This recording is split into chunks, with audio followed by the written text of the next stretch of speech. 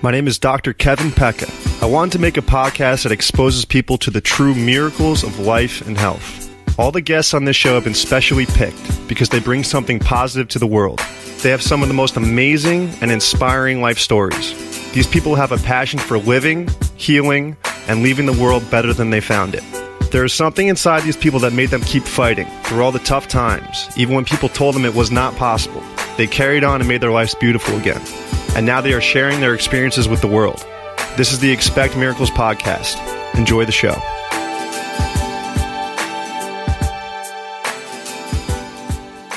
David Kaptein takes professional headshots for celebrities, actors, actresses, and all types of professional people. His wife, Lena Kaptein, is a professional makeup artist for celebrities. David and Lena have been all around the world for their modeling careers. They have a bunch of amazing life experiences, and it was a real pleasure getting their life stories and how destiny has led them to the path they're on now.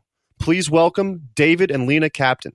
Today on the podcast, we have David Kaptein and Lena Kaptein. How are you guys? We're good. Great. Now, every time I come here, if like a movie star, you guys make headshots so much fun. I love what you guys do. And Lena, you were telling me some amazing stories last time I was here, so I just want to get a little background on where you guys are from and all the amazing work you do with actors and everything like that. All right. So, Lena, where are you from? I'm from Stockholm, Sweden. That's where I grew up. What was it like growing up in Stockholm? I didn't know anything else, so it was great. Yeah. That was great. Very different from other countries, obviously. I came to New York in 1984 to start modeling, which was, it was like a whole new world for me, opened up. And yeah. Did you get discovered in Stockholm and then they brought you over here? Or you kind of you can call it discovered. There were some affiliates with modeling agencies in Sweden. I was on a dance floor and they approached me and sponsored me and flew me to New York to meet Eileen Ford. Wow. And I honestly told her the truth because growing up in Sweden, you're surrounded with beautiful people. Yeah, definitely. And tall, beautiful people. And I was just sort of whatever. I never saw myself actually being a model. Yeah. So long story short, she set me up with some test shoots and I was actually blown away with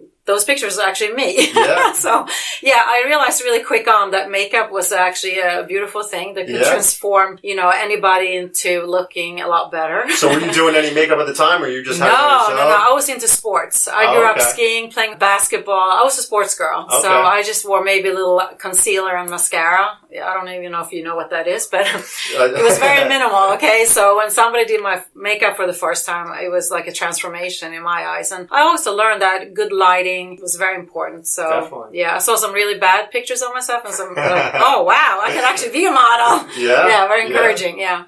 And so, David, where are you from? I'm from good old Clifton, New Jersey. Clifton, New Jersey. Not too far from where you live. That's not what he told me when I met him in Paris. Where you Well, we actually met in Paris. A little background on me. I went to Clifton school system, and then I went and played football at Cornell. I was a chemical engineer there. That was torturous. He was trying to brag about that, too. I had no idea what Cornell was. I was like, in Sweden, we heard of Princeton, Yale, Harvard. And he was like, well, it's a really good school. So I said to him, actually, why are you modeling then if you're that smart?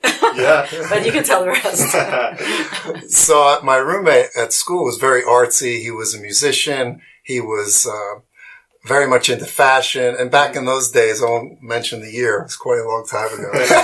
But he said, hey, look at this. Look at these guys in GQ. They're traveling the world and it's amazing. Imagine this lifestyle he's getting in my ear. Wow.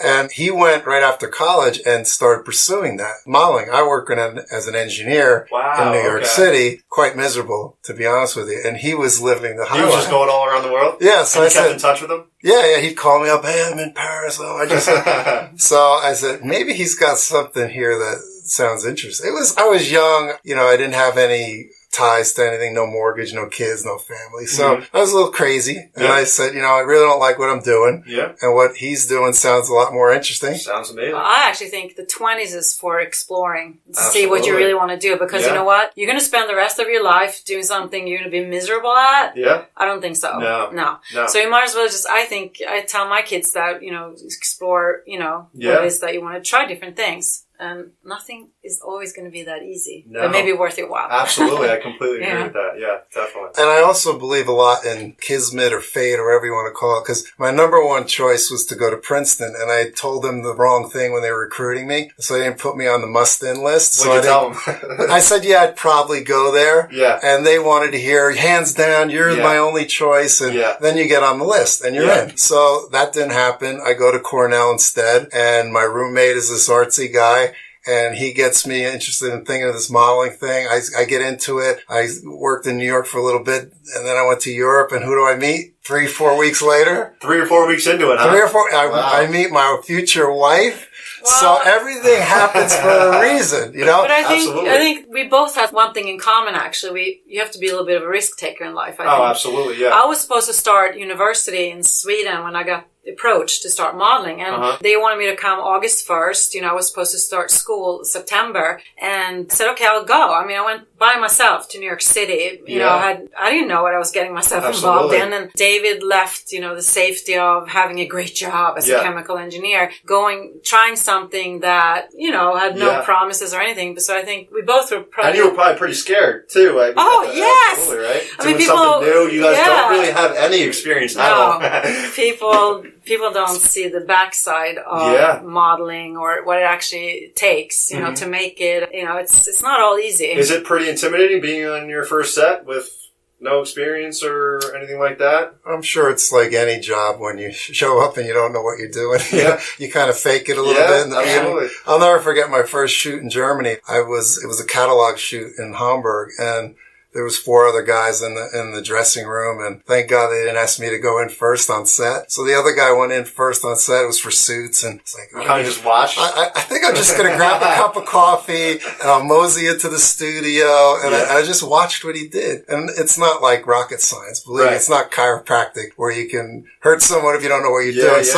The nerves it's all relative. But I was nervous. I would always pray that the makeup artist was good. It's like, I'll actually be the first model in the studio. Like, you know, and I remember one time, it's probably Grip or an assistant young kid came to the studio, and I was early, and he was like, are you the makeup artist? I was like, no! Do I look like that? So anyway, I actually would watch the models too, and some girls, I mean, for guys, honestly, there's not many moves. For women, there's a lot more moves, you know, on set. Yeah. Tricks up the sleeve. And I would see this girl, she was all liquid. She was unbelievable. I was like, oh my God, I'm just going to go home right now. Yeah. But you learn pretty quick. Were you guys on the same shoot when you met? How did that work? No. You want to start with that? Oh, God. Well, first of all... Short story? Yeah, short story. We met in Paris, in a club off of Champs-Élysées. It was called L'Atmosphère. It was where all the celebrities, you know, Stephanie of Monaco, all the, you know, celebrities and playboys and models were all there. And so we were there. It was sort of almost requested as a model to show up on the weekends there and, you know, play that game. And then, so it's a little underground, and I hear this is how Swedes imitate Americans. Wah, wah, wah, wah, wah. I was like, oh my God, loud, really loud.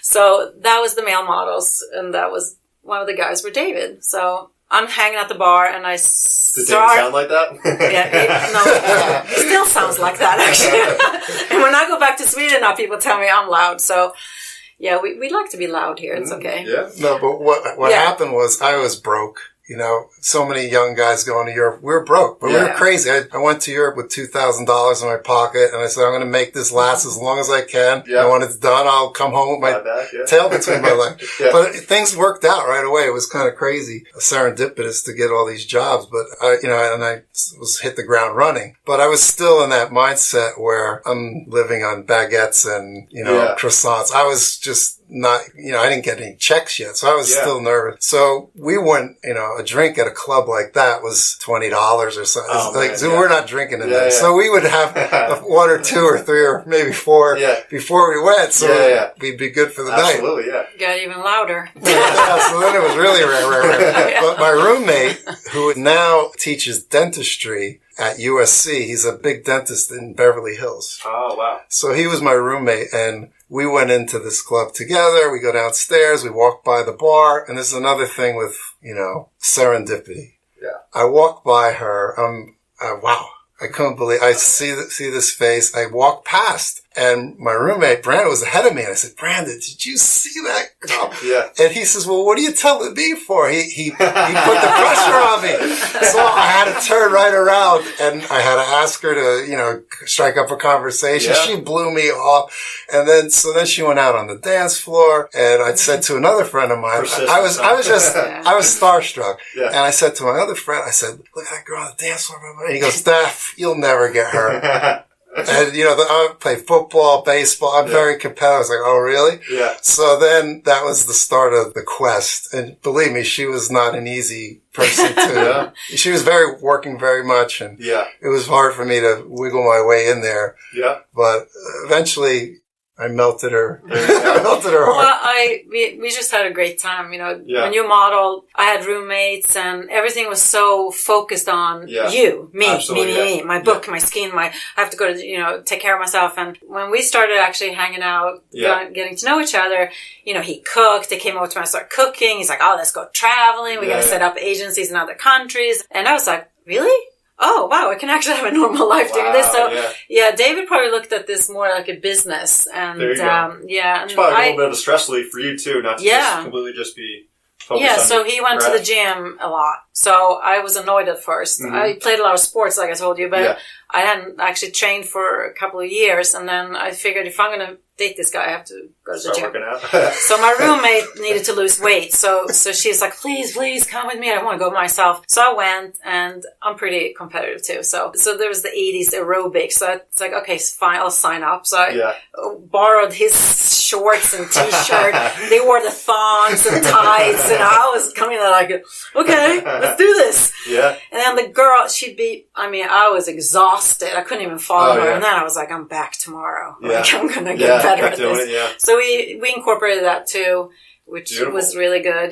Take care of your health, keep your mind straight, eat right. He used to cook for me every night. Wow. Yeah. How long were you guys in Europe for? Pretty much 5 straight years. Wow. We lived in Paris, Hamburg, Munich, Milan, Zurich, Stockholm. That must have been just an amazing experience, especially for you coming from America. Well, it was great.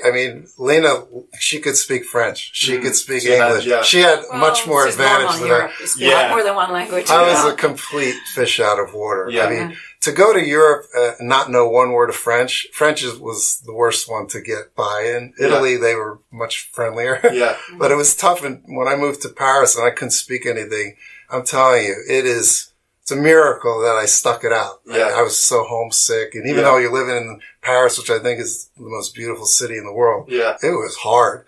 Yeah, I think I probably would have quit the business if I didn't meet David sooner because, we did it together. We traveled and we made it more like part of our lives. Mm-hmm. We weren't models, 24/7. Right. You guys had other stuff going on. Yeah.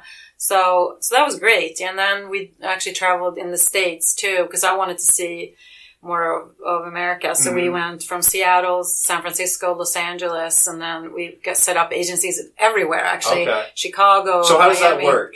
Do you have to contact an agency and then you fly over there, or you kind of just went and then you show up? Either or, actually. It's probably better to plan because then they can start promoting their pictures.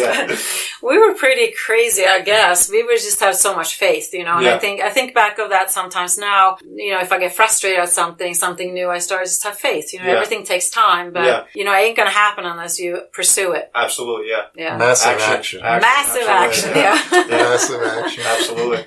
I agree. And I almost quit before I got started because it took me probably 3 months before I got my first job.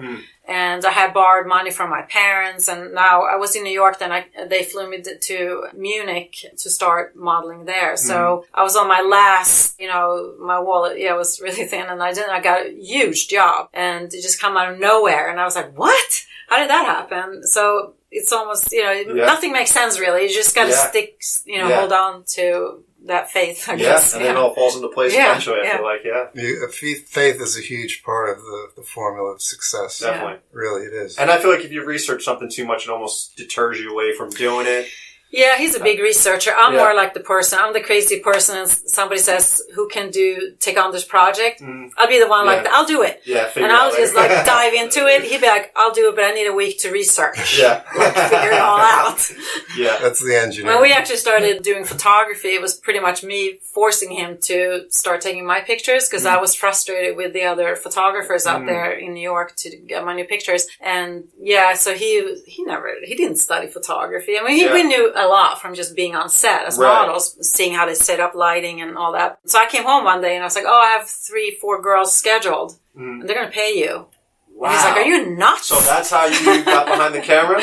Well, it started a little earlier in Europe. A friend of ours bought a camera and he influenced me to buy a camera because Lena had shot him with his own camera, and then we thought, hey, maybe we could do the same thing. We could play around with the camera. Yeah. And it was hit or miss, very much hit or miss. Yeah. But you learn on set, like Lena said, with other photographers, they would tell me that you should try this, that. Yeah. And it was like an on-the-job training. Yeah. And then by the time we got here, I think I was good enough where I was getting great work for Lena with her pictures. And that's when her friends saw the pictures. And so then we started shooting her friends. And then, a lot of these models aren't signed with one agent. They're freelance models. Yeah. So they have 2 or 3 agents. They go into New York, show 2 or 3 agents the pictures. Oh, who took these pictures? And it just it grew. It was like a cottage industry over the years that just kept growing and growing. And then we shot some really young actors in New York who turned out to be superstars now. Well, I saw that one picture you had, Michael B. Jordan. Yeah, Michael B. Jordan. We shot him a few times. And, over the years, there's one time we were watching the Academy Awards. This is 2 years ago. And Kristen Bell and Michael B. Jordan are making an award presentation because they had big movies out, Frozen and Fruitvale Station. So they came out to the rostrum together to present an award, and Lena grabs her phone. David, look, we took both their headshots when they're teenagers in New York, and now look at them. They're on. You took both of their headshots. We took both their headshots, and now they're superstars. Wow! So it's very exciting. Well, and you did mention it's a very visual field, especially today. Everything's very visual, and I would imagine somebody saw their headshot and kind of helped them out with their success. So in a way, you might have been you were part of that. Well, no, it's definitely huge, especially the way I don't know how much you know about the acting world, but I don't. It's it's odd because the headshot has nothing to do with your skill as an actor. Right. But it's a huge bottleneck for you to get called in for a casting director. If you have a bad headshot, they just think you're unprofessional. It's like you can't even get that part of it right. Yeah. It has nothing to do with your talent. So if you have a great headshot, then they'll say, all right, well, he's done that at least right. Yeah. Now let's see what he or she can do as an actor. Now,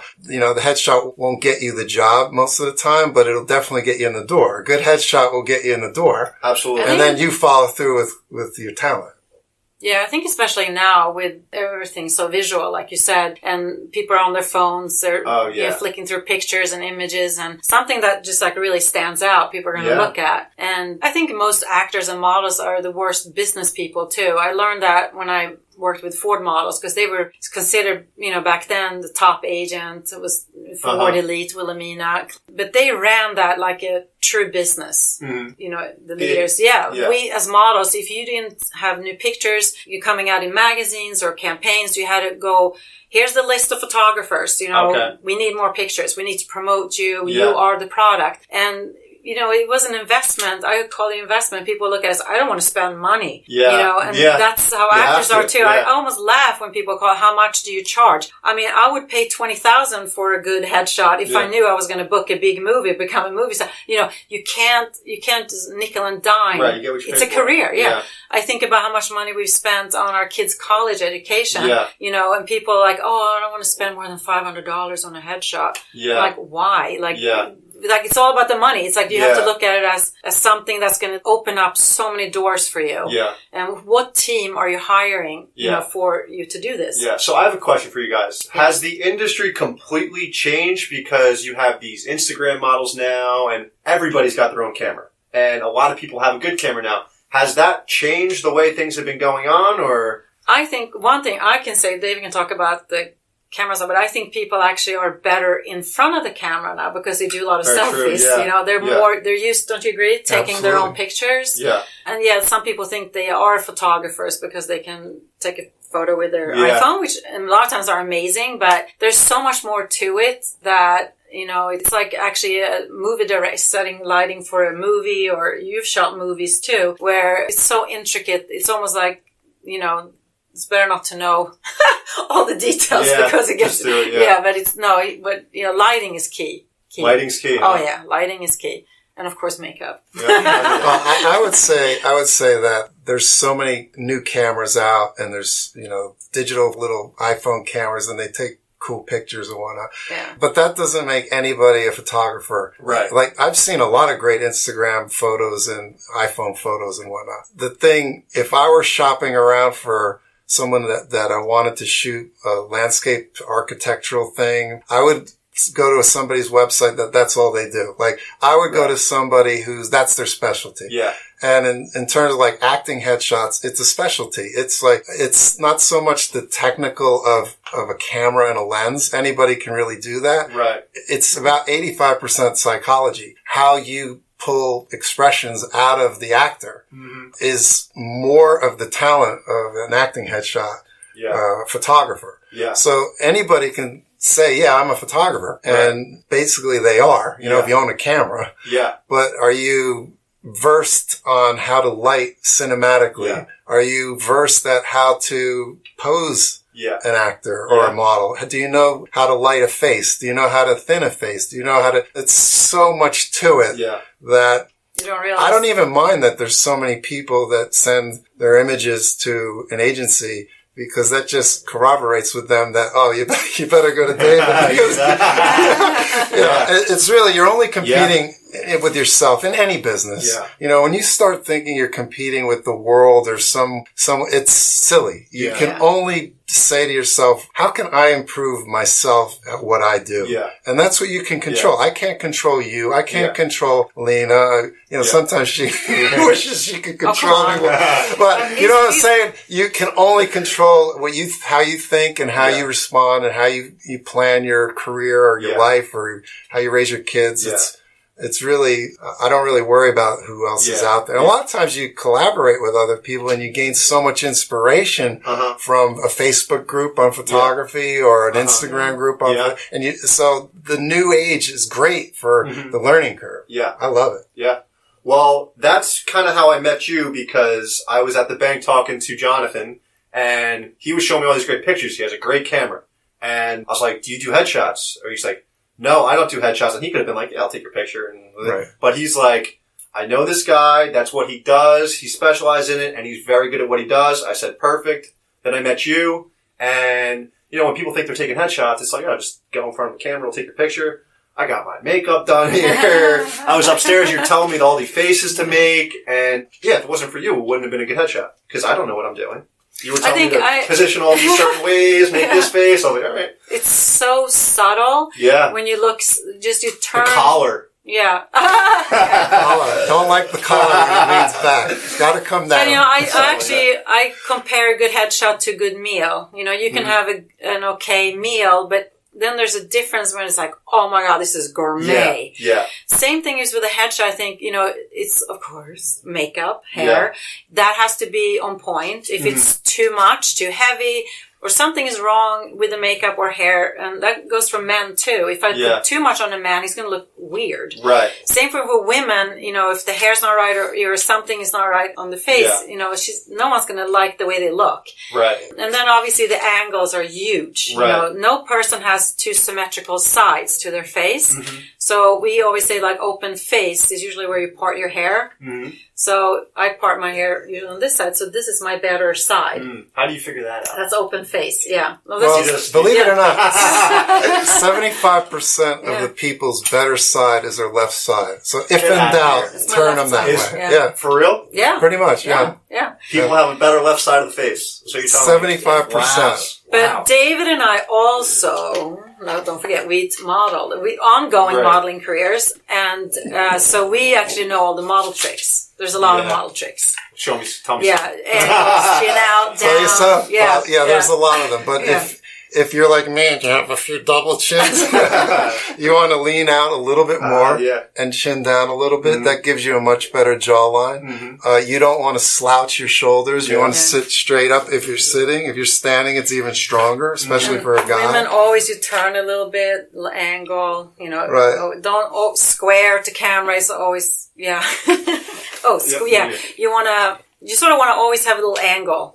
Your face, your shoulder, you don't want to be just like square to camera because it looks very stiff definitely. It can make you look big. So there's a lot of little tricks. There's so many tricks. Yeah. We know them all. Yeah. So Lena, you're obviously a model. When did you start doing makeup? So I actually, realized that my model pictures to me look different than me waking up in the morning. So I was actually very insecure. So especially in Paris when I worked there, I was fascinated with how some of the makeup artists were so amazing, how they transformed my face, but looking natural. Because I actually didn't like wearing makeup. I hated when it was like heavy. Yeah. So the best makeup artists, I would study what they did. I would actually go to the makeup stores in Paris, buy brushes, makeup, and my roommates thought I was nuts. Yeah. They're like, why do you want to wear makeup? They couldn't wait to take it off. I was like, well, you guys need it. Like, I don't have flawless skin. Like, I have blotchy skin. Yeah. Like, I don't look like a model when I don't wear it. Mm-hmm. So I learned the little tricks how to look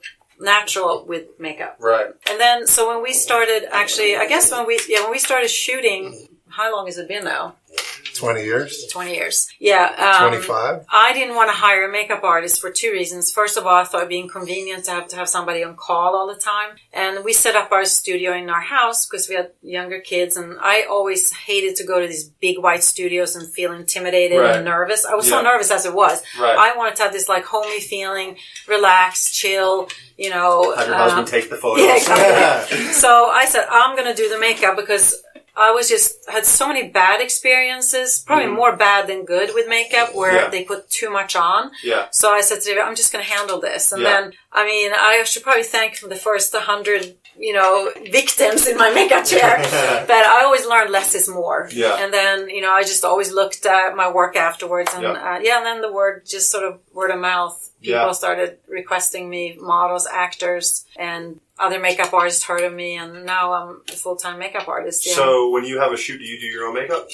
I do. I've actually been in commercials now as a celebrity makeup artist, giving my, what do you call that, testimonial on products. And because if I go on camera now and somebody else did it and I don't like it, then people are like, wow, she doesn't look too good. Yeah. So, and do you have anything vice versa where you'll be on a set and the model's like, no, I'm going to do my own? I've had that, and I can totally relate to that because I know the pain or the worries about, is it going to be a good day or a bad day? Yeah. I do all the scheduling for our shoots. So some people say, what if I do my own makeup? And I totally understand that because I like to do my own unless I know who the makeup artist is. So the first thing I say is, well, if you look at David's work, if you like what you see on the other actors or models, then, I'm the makeup artist. But it's always a collaborative effort when I do what I do because, I meet people for the first time. If there's certain things that they want me to do, more or less of, I totally, listen to them. I have no ego. You can't have an ego. You want people just to feel their best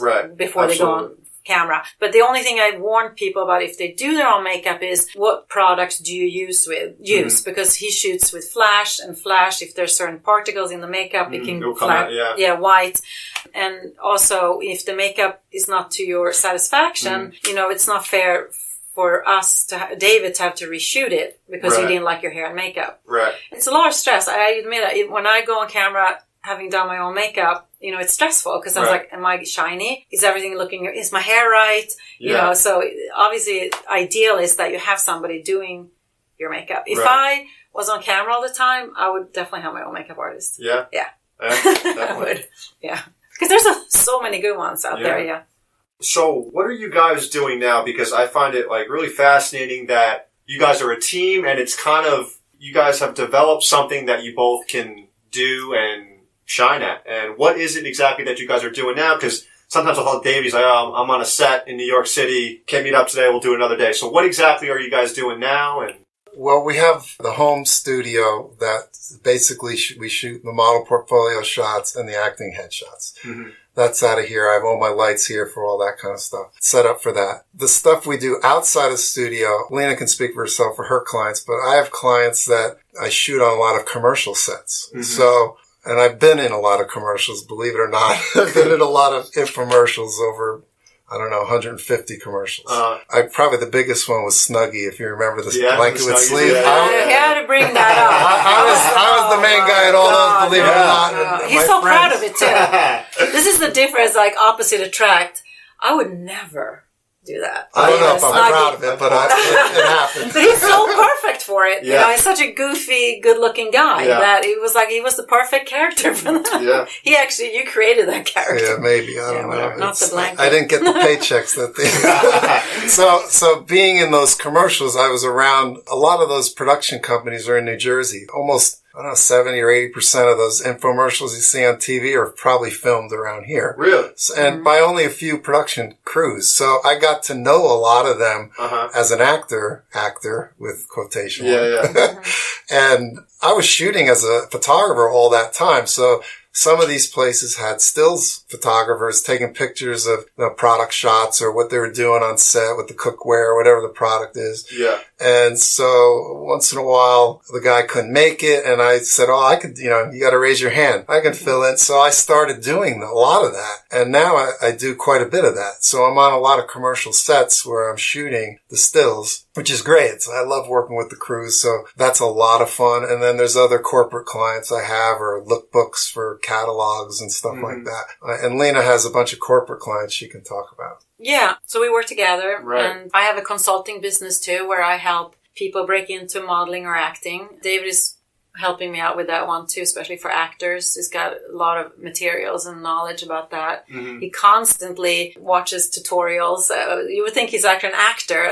He's so into learning, which is great. Yeah. And I watch my makeup tutorials too. But yeah, so I help people break into the business because a lot of people want to obviously do this. And this is all I know. I'd never made it to go back to Sweden to start my university, college degree. Are you coaching them on how to get through it? Are you sending them in the right direction? Yes. Are you contacting agencies? That's what you're doing. Yeah, I have a little system put together where I help them pick out the shots from the shoot that we did to send out as a presentation to agents. I have a list of agents that I recommend that I know, and then I help them, with the follow through. Right. When they hopefully get callbacks, I train girls in runway. Great. If they get signed with agencies locally here, there's a lot of work. They can work for Bloomingdale's. I still actually do runway shows as a model too. Great. So I am still modeling. Yeah. I'm the oldest model on the runway now. I actually model with my daughter Emma. Okay.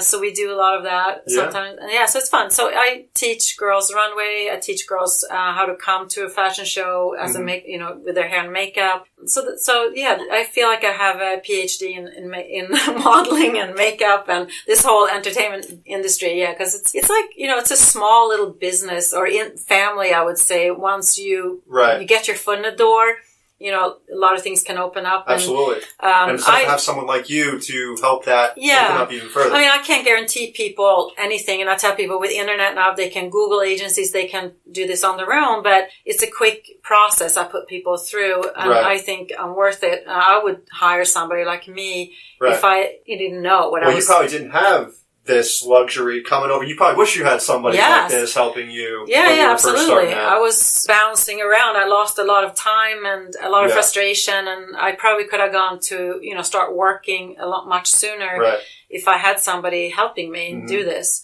So as a makeup artist, a lot of actors and models started talking about me, and then so I started doing makeup for different companies and did celebrities for 5 years. My biggest claim to fame. Here we go. She's talking about my Snuggie. Here we go. If Justin Bieber is listening to this, you have to contact me because remember I cut your hair when you were 15 years old? There you go. I gave you my son's... It was that haircut that launched the career. Yeah, I gave you my son's Lena Kaptein, who's actually Eric and Justin are the same age. Okay. So I gave him Eric's haircut, So that like sort of little forward. comb over. That Shaq thing when he was 14. Yeah. That was her signature. Where did you cut his hair? Around here? Or? No, he was actually performing at the US Open. Okay. Yeah, so it was Arthur Ashe Kids Day, and he was one of the young performers. Mm-hmm. Nobody really knew of him unless you were YouTube followers of his. So he needed a haircut, and I was like, okay. We were 3 makeup artists there, and the key makeup artist who hired me. Sort of. This is where she says, either. I'll do it. Well, I did a pretty good job.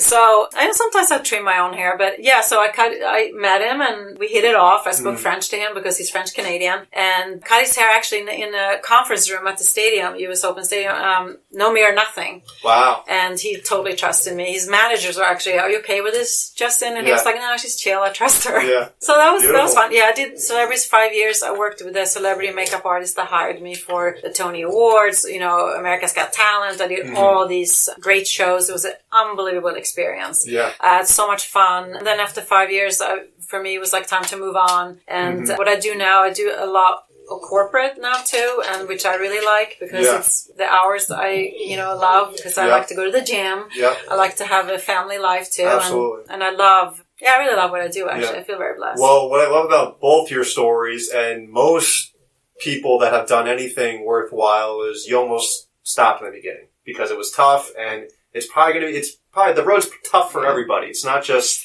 Yeah, and you were right. You only see the end product. It's almost like losing weight, right? Yeah. People quit before they start, getting to where they want to go. And then you just whine. Like, I'm just going to, or you just like accept the fact that this is my life. I'm going to be this shape, or I'm going to have this boring job that I hate, or I'm going to be this miserable relationship. You know what? You just got to... Yeah, people get stuck. We all do. Yeah. You just have to have a lot of faith and have a little bit of a plan. We always try to instill that in the kids because when they were growing up, based on how unique and weird our career paths went, we were kind of crazy. I was encouraging them from day one.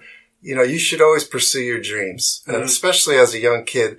And we shoot a lot of kids that one parent isn't so excited about this. And I feel so bad because, if your parents aren't behind you supporting, who else is? We always tried to support the kids in what they wanted to pursue. And my daughter wanted to get into broadcasting, and that's not a slam dunk. You come out of college and get a job. Yeah. But, we supported her, and we know it's possible if you keep knocking on enough doors and you practice and she works for the New York Giants now. She's on camera for them. Beautiful. She's doing a great job. Beautiful. And our son wanted to get into filming, and, I helped him film some projects for his college applications. I didn't tell him not to do it. I'm trying to encourage him. Yeah. And lo and behold, he gets in the best film school in the world, USC. Yeah. So he went there and he finished and he said, I don't know if I want to make movies, which I'm fine with that. Yeah. What do you want to do? And he said, I like sports. Yeah. So now he's an editor for the NFL in California. And that didn't happen overnight. No. He had a whole year after college to try to figure out how to get into that field. Yeah. And, you could quit. Like you said, you can stop after a month of searching or 2 months of searching or 3 months of searching. Absolutely. But my philosophy was if you really like doing that, and you're good at it, doors will open. Absolutely. You have to give it a go because I feel like that will always gnaw in the back of your mind that you didn't go for it.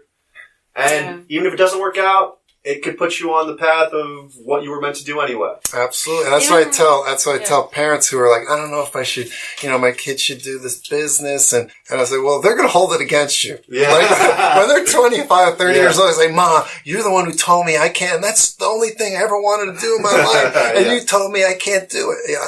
You don't want to be that parent. No. Well, the thing I love, we shoot a lot of kids and young adults, is that they're still dreaming, Yeah, that must be really cool to see. And I love that because, we grow older, we forget how to do that. And I think, say to some parents, when they're maybe not, like you said, they're not so maybe positive about them doing this business and all the money, we're paying for the shoot and maybe the consultation and then, there are no guarantees. And I tell people there are no guarantees with a lot of things in life. And then I feel too, what else am I going to do with the money? Yeah. Really? Exactly. Can't take it with me when I'm not here, when I'm gone. So, the money is there to, put into things that could actually create maybe a career or a great experience. Yeah. I think when you look back, when you get older at things, what are the things you're going to remember? Absolutely. It's going to be the great experiences you had, the people you meet, the things that you maybe tried and you bombed at, but at least you can laugh at it, but just not daring to do anything or just, you just got to break that fear. And you could fail at things you don't want to do too. Like people fall back on the safe job and they can fail at that and get fired too. So you might as well try to fail at something that you really want to do. Not try to fail, but go for it. But I got the phone call from this celebrity makeup artist. I'll never forget it. I didn't go to school for makeup. I worked with David and I, learned from other makeup artists and just by doing. But she called me and she said, well, I haven't seen your work. I didn't even have a website, honestly. She said, I haven't seen your work. I hear you're really good. Are you available? That's how you spoke. I hear you're really good. Are you available for HBO stand-up comedy show 3 days in New York City? And I was like, yeah, okay, yeah. Well, if I said no, I would never had probably worked with this woman for 5 years. She hired me for everything. And I wouldn't have these great memories to look back at, So I said, what's the worst that can happen? They're going to hate what I do. Oh, all right.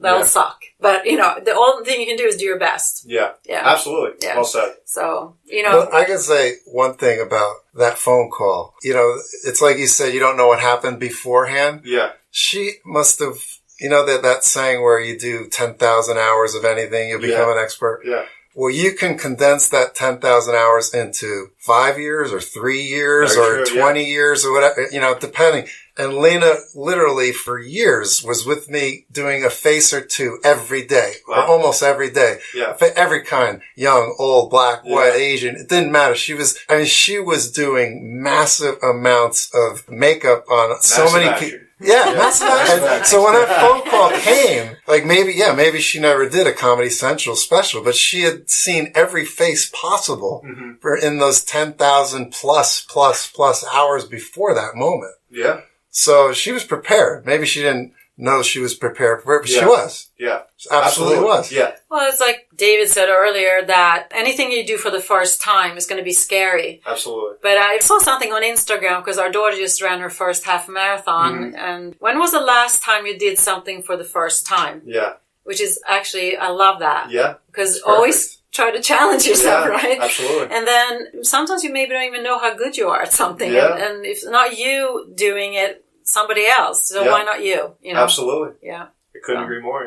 Yeah. That's fun. Yeah. Especially if you love what you're doing. And you're spending the majority of your time doing it, so you have to do what you love. Yeah. It's your life. Yeah. It turns into your life. And that might translate into a miserable life or a happy life. So. And then you always try to, it's like, what's the next thing I can do that I haven't done yet? And, so you always try to keep motivating yourself to get better. You never arrive. I tell my kids that too. The day you think you arrived, you're done. Yeah. Don't ever get complacent. Yeah. Always try to, and David is great at that. I love watching tutorials, on makeup and trying new products. And, it's just... that's interesting that you say that because my one cousin's a writer in Hollywood. He's done a bunch of shows, and I had him on this podcast, and I said, when did you feel like you made it? And it was kind of like when I look back, it was a stupid question on my part because he said, I haven't made it. Like, once you feel like you made it, you're in trouble. Like, you can never be satisfied. You gotta keep it going and Absolutely. And it doesn't matter what profession either. The way we're getting back to that, the visual nature and Instagram and the LinkedIn and the, this visual world we're living in now, even a chiropractor or a lawyer or a doctor, they might call and say, I don't know if I need a new, should I get a picture? And I said, just think about it. How many lawyers are in your town? How many chiropractors live in your town? There's a lot of competition. Right. In whatever profession you're talking about, you want to stand out. Have a good picture. It's a visual world. If you want to have a great headshot, not only an actor, but if you're an accountant or a real estate person, have a great shot. Right. Everybody goes to your LinkedIn. Everybody goes to... so many platforms. Yeah, you have to be prepared on all different levels. And that has nothing to do with how smart of an accountant you are. Right. But it just makes sense in this day and age to have a strong headshot. And that's one thing that, we don't care if a person is in the acting world or the model. It doesn't matter to me. Yeah. I'm looking at a face. I have to understand their better sides. I have to connect with them and pull something out for the branding that they need for what they do. Yeah. It doesn't matter what they do. It's almost like a natural human instinct. You see something that's visually appealing to you, you're going to stare at it rather than something that's just not jumping out at you. Yeah, I think a lot of people hate to get their pictures taken because they've never had actually good headshot. That was my experience. I didn't know what a headshot entailed. I was coming over. I was like, I'm going to this guy's house, get a headshot. Like, I don't know what's going to happen. Yeah, it's. So what did you think when you came? I thought, I was like, I don't know. I was going to just stand in front of a camera and just take a couple headshots. Were you nervous? You didn't look nervous. Well, I didn't know what I was doing. I literally thought I was coming here, you're going to take a couple pictures. How long did you think it would take? I didn't see your Instagram or anything, so I'm like, all right, this is just going to be 1, 2. I thought it was going to be 20 minutes. And then, when you started putting makeup on me, I was like, what the hell is going on here? Like, I've never had this done. And I was like, oh wow, this kind of looks good. Well, one thing for sure, you do not want to be shiny in a headshot because you will look sweaty and nervous. And you do not want that. So the makeup Lena puts on a guy, it doesn't look like makeup. It's just knock down shine. But I can imagine someone like you who's not used to that. She deals with a lot of corporate people. They're like, I do a lot of CEOs, in the city, high profile people, men, women. And there's nothing more aging when somebody has a blotchy skin or circles under the eyes. So even, for men, it's crucial to have makeup on, and it's a lot of times I have to educate, especially men, on that because they're like, I don't want to wear makeup because they think that it's something that women wear. Yeah. But just a little to even out the skin tone, take some circles off, just make people look a little more tan and healthy. Yeah, it's going to make a huge difference. Absolutely. Well, and I think the big thing what you guys did was you made it an experience. Like when I have people come to my office, I want it to be an experience that they'll remember. Yeah. You guys made it an experience that I will remember. It was fun, and if I hear the word headshot behind me, I'm like, you gotta go David, because it was an experience, and I'm glad you liked it. You were quite calm and cool, I must say. There's a lot of guys that come in here really uptight and nervous. Women aren't as bad. Guys, especially guys with hair, even they're so particular. You were chill. I heard do my hair. I was like, I don't know. You can do whatever you want with it. Yeah. You get to point You're an easy subject. Yeah. Well, hopefully, usually, once you get in makeup, it's that's where people get to relax a little bit, or that's my job to make them, feel more comfortable. So by the time they get to go in front of the camera with David, they feel good about themselves. Right. It's like, oh wow, I actually look pretty good. Yeah, well, and that's also what I liked about what you did. I saw you didn't just take the pictures and I left and you sent them to me. You would take on, how does this look? And you would show them, oh wow, that looks good.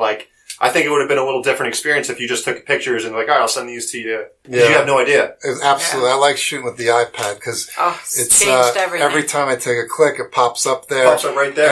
And I can coach you. I could say, let's turn you a little bit more, because whenever you turn someone, it narrows them out. And if you're leaning the head towards a certain angle, it's a stronger angle than if you're opening face towards the left side, when you're standing there. So there's all little things that, you learn through the years as a photographer that why would you know that? Right. And you don't look in the mirror practice and that stuff typically. Yeah. So I think it's good for me.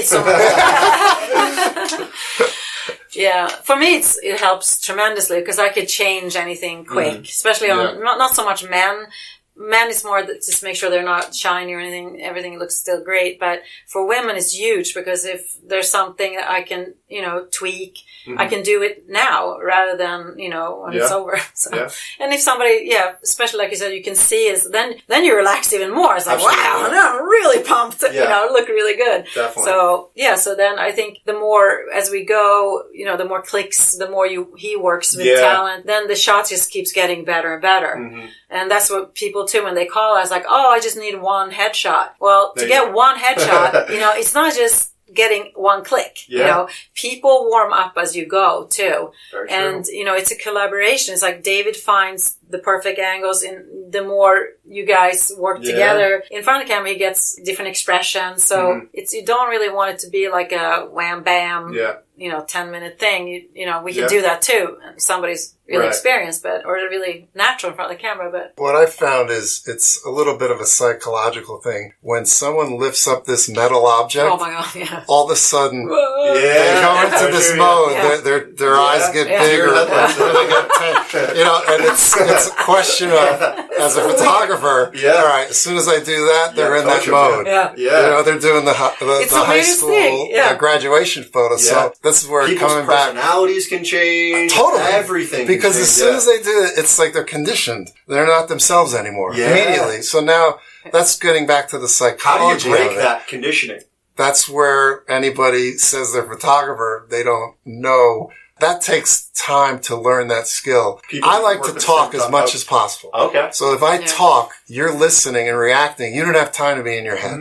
So if like a headshot photographer doesn't say anything, that could get weird. You're like, very weird. If I'm just holding the camera like this, you're thinking to myself, oh my God, he doesn't like what I look like. You get this little voice in your head. But if I'm saying, all right, that looks great. Now turn this way. Now move in here. Oh, I love that. Don't move. That's great. Now turn this way. Oh, I like that too. Let's try that. And they're just trying to keep up with you. You were talking the entire time. So then all of a sudden then you joke around. Oh, what are you doing? And then now you're getting natural stuff. They're relaxing. They're forgetting that it's a camera there. And that's what you want. You want them to get back to who they are when the camera was not raised.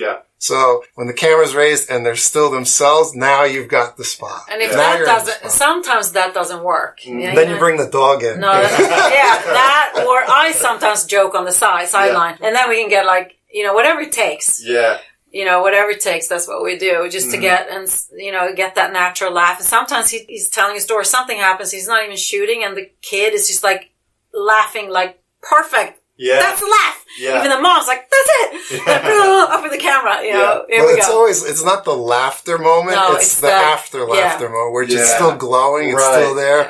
And you got that feel. You guys got down to a science. That's amazing.